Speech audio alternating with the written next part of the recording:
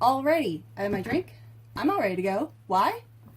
Because it's time to analyze some magic. Hello, everyone, and welcome to the channel. If this is the first time you are clicking on one of my videos, let me introduce myself. Hi, my name is Liz. I bundle a bunch of different content onto my channel. Thank you for clicking on this video, and I hope you enjoy. So first of all, I would love to say a huge thank you to everybody who has clicked on my videos lately, who has clicked on my channel, who has subscribed to my channel. We have just hit 600 subscribers, and I am ecstatic. My one goal this year is to get to 1,000 subscribers, and you all are helping me on that road. Even now, as we speak, I'm still getting subscribers, all thanks to the Hogwarts Legacy video. So thank you. Big shout out to y'all. I would not be here without y'all. Thank you so much.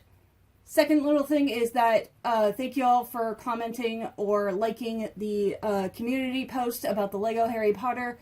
Those will be coming in April. It's a project I'm going to be working on. I still have to get some things to get it working right. I'm going to test it first myself, and then I will get a video up for y'all. But thank you all for letting me try to do that. So again, those are coming in April. Those are coming next. Now, moving on to today, I wanted to do another video about Hogwarts Legacy. I'm not going to try to overwhelm my channel with it because there's only so many things out. But I wanted to do one more video about it because even though my reaction is always my first time reaction for y'all, like I'm watching it for the first time with y'all, unless you've watched the video several times. You know what I mean. Anyway, so when I try to watch it, I've been trying to get better about pausing, looking around, taking in everything, trying to find all the details. But of course I miss stuff. I'm always going to miss stuff. My ADHD brain cannot find everything the first go around. So there's this one video, I'm putting it over my face right now, that keeps on popping up on my feed, and I really want to watch it to see what I missed. So that's what we're going to do today. Let's go ahead and jump into this video. Also, if you see what I'm wearing my Butterbuzz shirt from the Atlanta Meadery. I'll put those links down in the description box below. This is one of my favorite non-canon Harry Potter shirts. But I'm still rocking the Slytherin. So, alrighty! Are we ready? In 3, 2, 1, play. More than 14 minutes of brand new Hogwarts Legacy gameplay footage, it's no surprise that eagle-eyed fans are already finding a ridiculous amount of hidden details. Also, as always, in the description box below is also going to be the original video.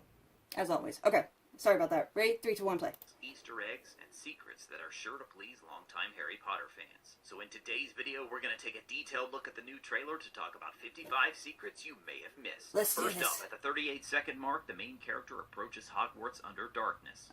If you look through this darkness, just behind the character, you'll see a familiar sight for Harry Potter fans and what is undoubtedly the Quidditch pitch. Quidditch still hasn't been officially confirmed to be in the game. Oh, that's right. Yeah. I also download these videos. Of course, when they hit YouTube or online or whatever, they're in 4K. I can't record in 4K. I'm poor.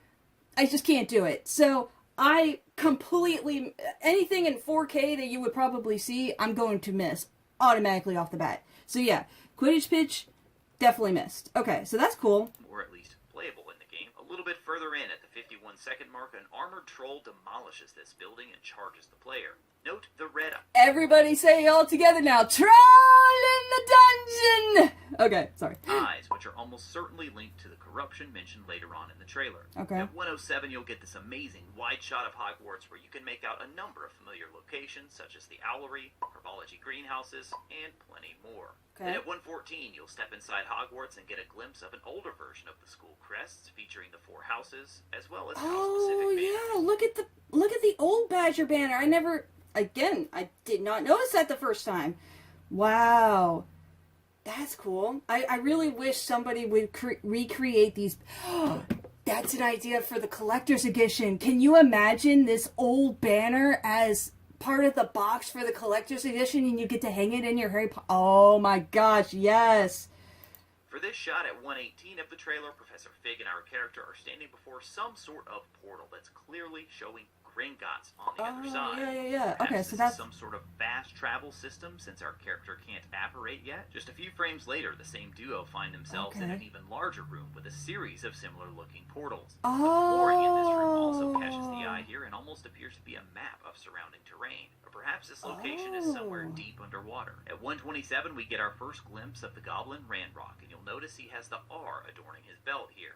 He also has a goblin to his right in some sort of law enforcement uniform, perhaps a security officer at Gringotts. In this scene here, we move back into the Great Hall, which contains a number of features relating back to the four houses, such as the lion here and eagle here. At 146, you get a close-up shot of the stained glass window, which also features the house mascots, as well as the wing. If y'all saw my original video, you know how much I flippin' loved the stained glass. I want to recreate the stained glass so flippin' badly. But glass is, oh my god. Glass has gone up in prices, y'all, and it's ridiculous. Alright. I'm going to pause this. I'm going to keep pausing this, so I'm sorry about that. Okay, so ready, 3, 2, 1, play. Doors of Hogwarts. You can also make out some text here that appears to be at least inspired by Latin. The first word means true, the second means learn, the third means truthful, and the fourth means magic. So, safe to say it's saying something about learning true magic. The various circles here below would appear to show different phases of the moon. As our character wakes up in the Gryffindor common room, you'll catch sight of a moving portrait in the background. This portrait turns out to be the first of many, as numerous portraits throughout the castle seem to have a life of their own. Also, going back, I never noticed the lions on the curtains the first time. That's cool, like, because I wasn't paying attention to the Gryffindor common room, because I don't care about the Gryffindor common room, because we saw it so much in the movie. But that's a really cool detail. Like, why didn't they keep that for the movie? That would have been so cool. Character wakes up in the Gryffindor common room, you'll catch sight of a moving portrait in the background. This portrait turns out to be the first of many, as numerous portraits throughout the castle seem to have a life of their own. In the very brief shot of the Hufflepuff common room, we see quite a few plants scattered throughout. Perhaps this one here is a Mimbless Mimbletonia. Here we find two characters in a classroom with a number of spells printed on the boards behind them, some of which have yet to be confirmed as usable in the game. At 225, as we move into the Charms classroom, you'll catch sight of a diagram here showing a mountain troll. A few seconds later, we get a wider shot, which reveals even more spells in the background. Oh yeah, I didn't even realize those were spells. I was too focused on the guy. I was thinking the guy was Professor Vince, so I didn't even think to look at the spells in the background, like Expecto Patronum, Lumos, my favorite spell, Legitimens, Episci, Revelio, all of these. Okay. Let's talk about this professor for just a moment. If you take a closer look at the pendants he's wearing here, they appear to be snakes on both sides. Oh my god, it is! So he's a Slytherin! Could it be that our Charms professor is the head of Slytherin House? Oh! As our character heads out into... Oh my god, he's gonna become my new favorite character if he's the head of Slytherin House! I want that! Yes! I want to get to know him, I want to learn his backstory, I want everything! Oh my gosh! Cue me whenever this game comes out, like just talking to him for 30 minutes on my video. Okay. The courtyard, you'll see that the students are dressed in a variety of different clothing types. Yeah. There are also multiple Slytherins in the shot that appear to be wearing Quidditch robes and equipment. At 323, our character makes their way down the hall toward a portrait in what almost has to be the Fat Lady in her position guarding the entrance to Gryffindor Tower. Later, at 348, we're treated to a quick look at the 5th floor prefect's bathroom, which appears to be designed nearly exactly as described in the books. I mean, look at this. It features enough... That is just so flipping cool. Not that the movie didn't do a good job with it. Like, that stained glass that they got moving, that was a great thing. But this is so much better. I love it. It's awesome. I can't wait to explore it. Number of colored water taps and even the diving board, guys. They put the diving board in. Here the students are in what is undoubtedly the history of magic classroom, and it looks like Professor Binns was boring students even back in the late 1800s. Also, if you look in the background here on the window, you'll clearly see the name of Merlin. Oh! That's not the... Yeah, again, I'm gonna keep saying it. Basically, flick your wand every time I say it, but I never noticed Merlin.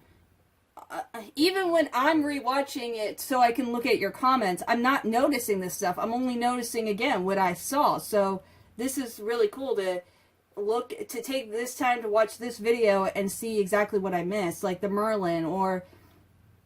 Only mention of Merlin in this trailer. Yeah. In this sequence here, our character casts Accio to retrieve a floating book. Perhaps this is a hint we'll once again be finding lost items for other students in a nod to the original Harry Potter video games. Here, as our character catches up on the magic they've missed out on learning, you'll spot the gamekeeper's hut in the background. Yeah! Here, around 420. But we don't know it.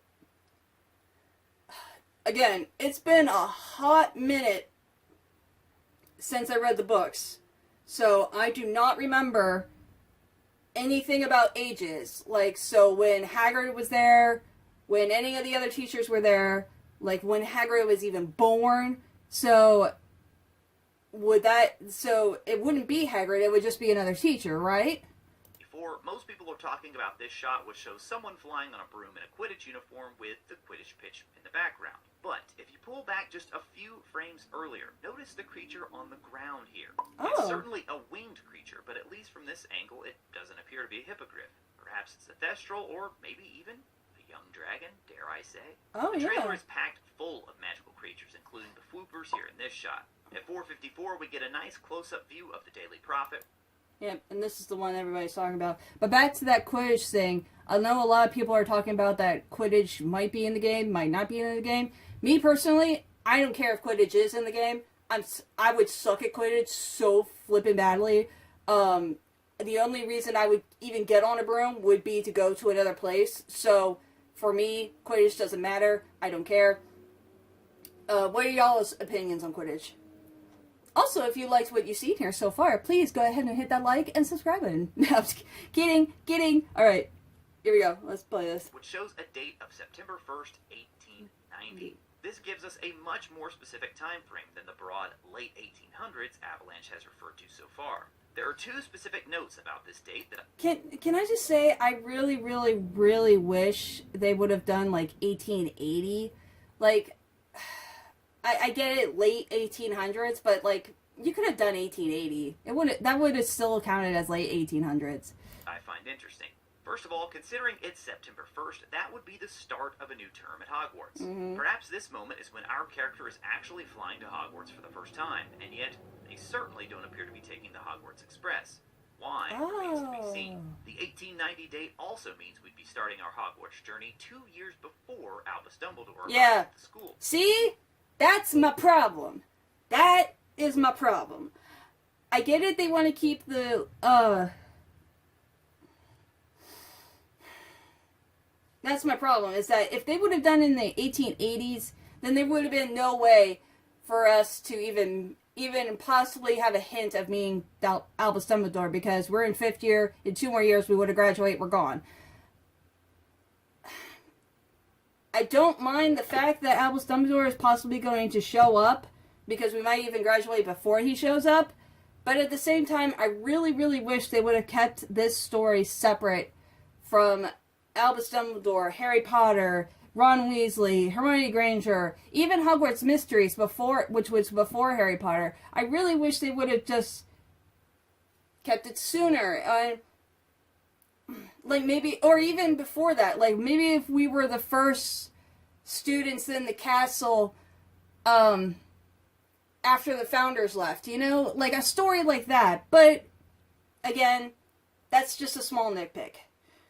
Should the player character created in Hogwarts Legacy see their 7th year, either in this game or possibly a sequel, then that same year... Or a, what's it called? A bonus content that you have, DLC that you have to buy later, is when we should see a young Albus Dumbledore arrive at Hogwarts for the first time. We also get a look at Ranrock's power, and he's clearly capable of some strong magic as he blocks the incoming spell from Fig and fires back in retaliation. And of course, he does all of this without a wand. I mentioned the troll with red eyes earlier, and here you can also see that these goblins have the same red eyes, and this scene plays just as the narrator describes creatures being corrupted by some unknown magical force. At 6:15, we see two wands colliding in an effect that looks... This is why I keep saying it's kind of like Breath of the Wild, because, you know, the creatures were corrupted there. Practically identical to Harry and Voldemort's duel in Harry Potter and the Goblet of Fire when Priori Incantatem occurs. That was why it was so cool in the trailer, because it was familiar. It's worth noting those who worked on the films took a bit of creative liberty with this visual effect, considering it would appear in other duels throughout the rest of the series, even among wizards whose wands didn't share cores. In this shot, we see a banner showing some sort of winged creature, perhaps a phoenix. And later in 807, there's this adorable demiguise statue. Here we get a great look at the That's right, I did not see Speaking that. of the game, notice the character, inventory, talents, collections, challenges, map, outpost, quest, and settings tabs across the top. The cards in the middle also confirm we'll be upgrading core abilities, stealth abilities, room of requirement, and 2 others on the left that they don't hover over in the trailer. The one on the far left is almost certainly spells, but what about the red one here? I'm just guessing here, but perhaps these are offensive spells, whereas the blue on the left are more for navigating the... Yeah, like this is... Because remember, it also... In the trailer, it also said you can lead yourself down a path of dark magic, so that could be... This could be kind of light magic, darker magic, runes and charms, robe upgrades to protect yourself better, and then potions and herbology. That's what I'm guessing here. I could be wrong though. I know nothing about video games. World. It appears our character will learn Revelio at some point. Yeah. So after they cast this spell, we can instantly see hidden objects highlighted in yellow through the walls. Oh! I didn't even see that I didn't recognize that the first time. Did you all see that? It appears our character when you do Revelio, everything around you becomes black and white except you. So when you do Revelio, nobody's noticing what you're doing. Like, see how it starts writing? Nobody's around. Nobody's going to notice you doing that because they just don't. Revelio. Oh, that's cool. And what are these yellow? These are probably chests that we could go find. That's so cool. So that's what Revelio does. Okay. Notice how after they cast this spell, we can instantly see hidden objects highlighted in yeah. walls. At 8:22, we get a quick look at some stealth gameplay after the character casts a disillusionment charm to sneak up on the unsuspecting wizard walking objects highlighted. It's called Notice Me Not. In yellow through the walls. No, I'm just kidding. That's the fanfic name for it. I doubt that's the actual name for it. At 8:22, we get a quick look at some stealth gameplay after the character casts a disillusionment charm to sneak up on the unsuspecting wizard walking through the room here. The same room is also home to multiple loot chests, which you can see here and here. Boop. Again, staying in this same room, we can make out yet another banner on the wall. This one appears to Where? have a centaur using a bow. Here we get a nice look at the gear upgrade menu, which includes a section for traits. When and I'm a seamstress, y'all. I was so looking at the cards that I completely ignored the loom, which I shouldn't have because the loom is really, really cool. Oh, and the mannequins in the background. Oh, ancient mannequins, beautiful. Mwah, nice touch. Love it. Grades and appearance. On the right side of this shot, you'll find an eerie sight of house elf heads mounted to the wall. Oh Perhaps no. This is a nod to house elves hanging in number 12 Grimmauld Place. Oh In the no. original series. And in this scene, we spot what appears to be even more students in Quidditch robes and Quidditch gear. Who knows? Maybe the character... Okay, about the house elf heads, we should be able to, we should have the option of taking those down if we want to. Just saying. Characters here are all heading down to watch a match between Ravenclaw and Slytherin. Throughout the trailer, you may also notice these little green flames that appear around Hogwarts. Okay. It's unknown what they are at this time, but my guess is they're some kind of landmark that may even serve as a fast travel point. Oh. Maybe even a save point. Oh! Then again, Can you imagine? Those are like mini flu things. Can you imagine just popping out of those things randomly on the sidewalk and you pop out, fall into some other character and they go ah, what the flip? That would be hilarious. I want that. That's, oh my gosh. If any of the Hogwarts Legacy people are still working on the game, that's what you should do. Totally. I would love that. Most games these days allow you to save anywhere, so who knows on that one. There's actually another one right here, and on this one you can almost make out the writing at the bottom. Wildsmith, maybe? Maybe this actually relates to something we saw back in the menu titled Collections. Oh, okay, for this next one, I admit, there's probably no way you missed this one, but how awesome is it that we're gonna get Peeves in this game? Peeves confirmed, you guys. Let's go. Appears someone is trying to sneak around, and Peeves is... And yeah, and that he doesn't look like in Hogwarts Mystery, he does still look like more of a ghost. He's kind of colored, but you can still tell he's really see-through. This looks like an actual poltergeist, like somebody you can touch, you can feel. I bet you could probably stick your hand through still, but look at his colors. He literally sticks out between Nick and everybody like that. In the book, you kind of didn't really get that. You got oh yeah, he's a ghost because Nick... And because the only one who can control him is Nick. So you kind of thought, oh, okay, well, he's see-through like Nick. He's kind of,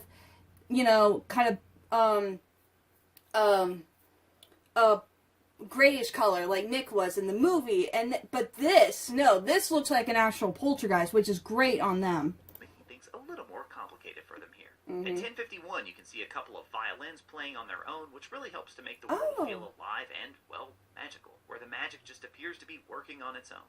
And oh boy, this one right here, I can't wait to see what people think, because this one, to me, looks like an all too familiar icon for fans of the series. That's right, to me, it looks awfully close to the Mark of the Deathly Hallows. Oh my god, it does! It's missing, and instead, in the middle, it has a question mark instead. Here we jump inside the room of requirement, and you'll catch sight of a pot hopping on one foot. If you've read Tales of Beetle the Bard, you may remember coming across the story called The Wizard and the Hopping Pot. Author J.K. Rowling I have not read that book yet. I've only heard the tale of the three brothers. I've not read the other parts of that book yet. So, okay. described the Hopping Pot tale as a moral story to encourage wizards to use their magic for good. Oh, Great okay. shot right here, where if you look closely, you can see what's clearly a chocolate frog on the desk just behind the menu. Also, I have to say, I love whoever came up with the idea to include the dung beetle statues here beside the fertilizer area. Inside the farm, you'll be able to create your own menagerie where you can nurture magical beasts, and inside, we catch a brief glimpse of what I think is an incredibly tiny owl. Shout out to Pig Widgeon, as well as this cat. So, pets confirmed, maybe even multiple pets confirmed. It would also seem this trailer reveals that our character has indeed witnessed and experienced death, as we can see the Thestral flying by here. In Hogsmeade, we get a look at a couple of different vendors, and the menu here confirms we'll be using currency true to the books, as you can make out what appear to be galleons, sickles, and canutes here at the top of the menu. Okay. Looks like it will cost you a full galleon to pick up a Wiggenweld potion. At 12:35, we get a quick shot of the Ollivander. But then there begs the question: what kind of money are we from? Are we from Harry Potter money, like the Potter family money, even the Black family money? Because Harry kind of got the Potter. I'm reading this. I'm thinking of this more through fan fiction. I've read more fan fiction than the books recently. So ignore what I probably am saying. But anyway, we have the Potter vaults, the Black family vaults, and then he also gets money from being in a partnership with Fred and George, because Fred and George never die, and they live very happy lives, and they continue to run their joke shop and several others around the world. Anyway, so yes, so Harry Potter is like really stinking rich. So again, that begs the question for us: are we from a family like that where we're stinking rich?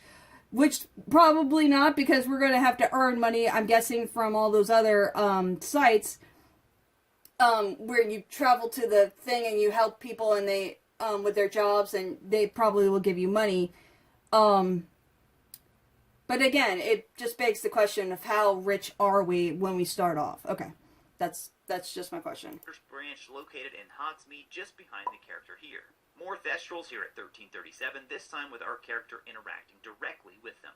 This next shot, to me at least, is one of the most fascinating shots of the whole trailer. We see a goblin chauffeuring our character and Professor Fig through what I think has to be Gringotts. Yeah. If it's not Gringotts, it's clearly some elaborate tunnel or cave system that's been designed by the goblins. But again, my money here is on Gringotts, especially when you combine this with the earlier shot where we were looking through that portal. Because through that portal, I think 100% Gringotts. On this next one, I can't blame you if you missed it, because it happened right after the Avada Kedavra reveal. Trust me, I completely missed it my first time. But you'll see a shot here inside the Hog's Head, which we know is in Hogsmeade. And in this scene, our character is having a conversation with this goblin. Shortly after that, we see these massive bones, which have to be that of a dragon, right? Possibly a horned serpent, maybe even a basilisk. Avalanche revealed a ton of Hogwarts Legacy details in the State of Play, as well as a PlayStation blog post. I cover that entire blog post here in the video on the right side of your screen, so check that one out next. As always, people of the internet, thank you all so much for watching.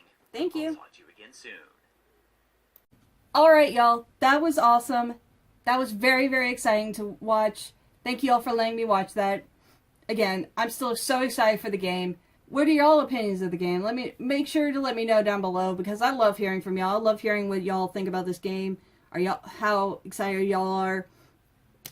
Anything. But with that, there's literally nothing else to say. So, if you liked this video, please give it a massive thumbs up, because it helps out this channel in several ways. Also, hit that subscribe button. As always, if you want to hear what I'm doing next, go ahead and go follow me on Twitter and Instagram. Also, if you've liked this video, I have other videos here and here. And with that, I shall let you go, and I shall say goodbye, and I shall see y'all in the next video. Bye.